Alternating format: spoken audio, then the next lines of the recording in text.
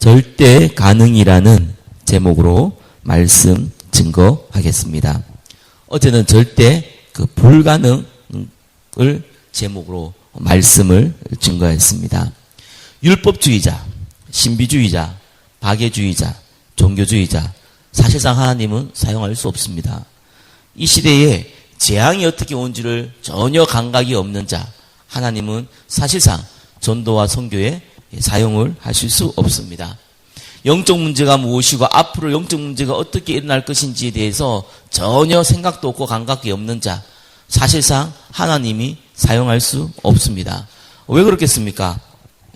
이 복음이 뛰어난 사람, 능력 있는 사람에게 나타나는 것이 아니라 이 복음의 능력은 하나님의 이 복음을 알고 이 복음을 마음에 담고 하나님의 소원인 전도와 선교의 방향을 맞춘 자에게 나타나기 때문에 그렇습니다.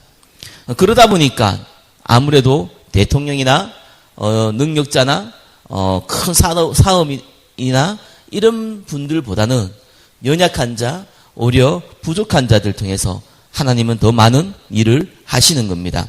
왜냐하면은 부족하기 때문에, 연약하기 때문에, 가난하기 때문에 하나님이 쓰시는 것이 아니라 복음 가진 자들 중에 오히려 그러한 분들이 많기 때문에 하나님이 사용을 하시는 겁니다.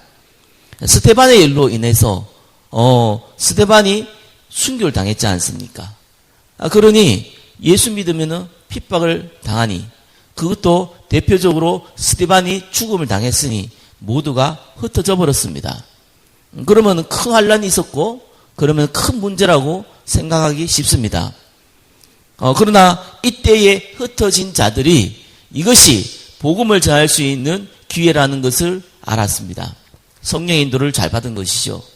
하나님은 참새 한 마리도 그냥 떨어지게 하는 법이 없듯이 큰 사건과 문제 가운데 하나님이 중요한 계획이 있는데 그것이 전도와 선교입니다. 예루살렘을 떠나지 아니하고 예루살렘에서 또한 거기에서 유대인에게만 복음을 전했던 이 초대 교회가 이제는 하나님께서 열국에 저 열방에 땅까지 복음이 증거되기 때문에 이들이 예루살렘에서 나와야 되는 겁니다. 나오지 않고 있으니 하나님이 스데반의 환란을 일으킨 거고요.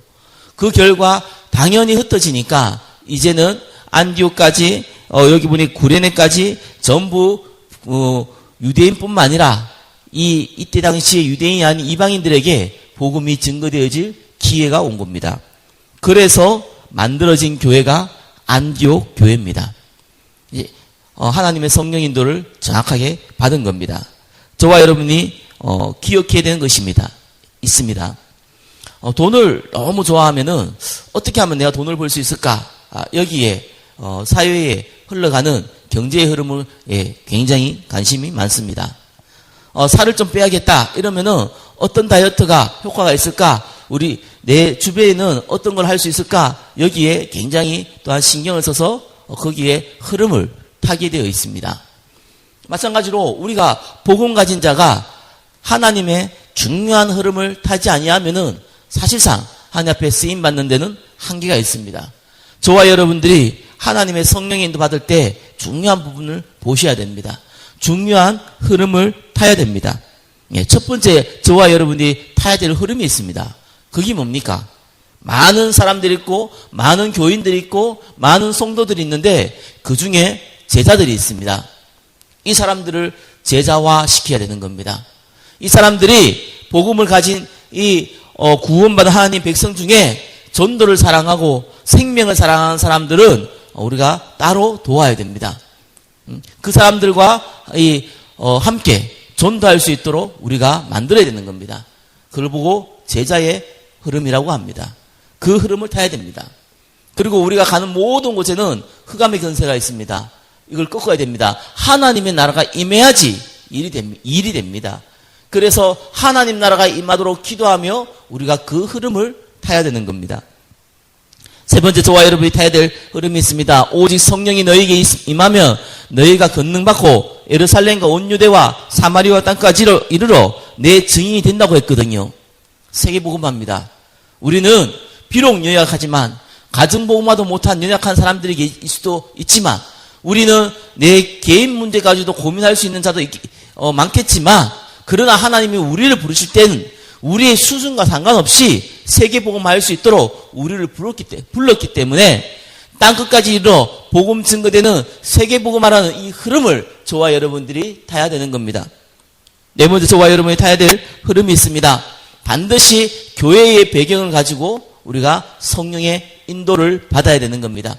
교회에 성령이 역사하지 아니하고 교회에 전도의 문이 열리지 아니하고 교회가 배경이 되지 아니하면은 사실상 전도와 선교를 할 수가 없습니다. 그래서 교회를 통하여서 흘러나오는 강단 메시지와 교회를 통하여서 일어나는 성령의 역사를, 그 흐름을 우리가 타야 되는 겁니다. 교회에는 중직자가 있습니다. 중직자를 통해서 하나님께서 안디옥 교회를 세웠습니다. 우리는 중직자를 통하여서 흘러가는 세계 선교의 경제 배경이 되는 중직자의 그 중요한 흐름을 타야 되는 겁니다. 여섯 번째, 우리는 선교사를 파송해야 됩니다. 우리 개인이 가는 모든 곳에 우리는 선교사로 우리 자신이 불러졌습니다. 그러나 특별히 하나님께서 복음 듣지 못한 나라, 복음 듣지 못한 현장에 사람을 세워서, 바울과 바나바를 세워서 선교사를 파송했듯이 저와 여러분도 이 교회도 선교사를 파송하는 그 흐름 가운데 있어야 됩니다. 마지막으로 바울은 로마도 보아야 한다고 했습니다. 우리가 이 시대의 로마, 이 시대에 정말 복음이 가장 많이 전해질 수 있는 그 현장, 그 로마를 향해서 저와 여러분들이 미래를 준비해야 됩니다. 이 교회의 미래가 무엇이겠습니까? 후대를 세워야 되는 겁니다. 후대에게 정확한 언약의 복음이 전달되어지고 또한 그들이 이 세계복음 가운데 쓰임받을 수 있도록 그 배경을 만들어야 되는 겁니다. 그 미래의 흐름 가운데 저와 여러분들이 있어야 되는 겁니다. 하나님이 사용하실 수밖에 없습니다. 왜냐하면은 땅끝까지 이르러 증인되는 세계복음화의 그 시한표 가운데 가장 중요한 것을 붙잡은 자들이기 때문입니다. 오늘 그 하루 현장 가운데 우리가 올바른 기도 제목을 가지고 올바른 방향을 가지고 성령의 인도를 받아야겠습니다. 참된 흐름 가운데 인도받기를 예수 그리스도의 이름으로 축원합니다. 기도하겠습니다. 스데반의 환난으로 말미암아 안디옥 이 이방인들에게 복음이 증거되어 세계복음화의 그 첫 발걸음을 내딛은 것처럼 하나님께서 우리에게 가장 귀한 예수 그리스도의 이 언약의 복음을 허락하셨사오니 우리의 수준과 우리의 상황과 상관없이 하나님의 소원과 하나님의 계획에 방향을 맞추고 성령 인도받는 은혜를 베풀어 주시옵소서. 먼저 그 나라와 그 의를 구하라. 그리하면 이 모든 것을 더하시라는 하나님 말씀을 사실적으로 체험할 수 있도록 축복하여 주옵소서.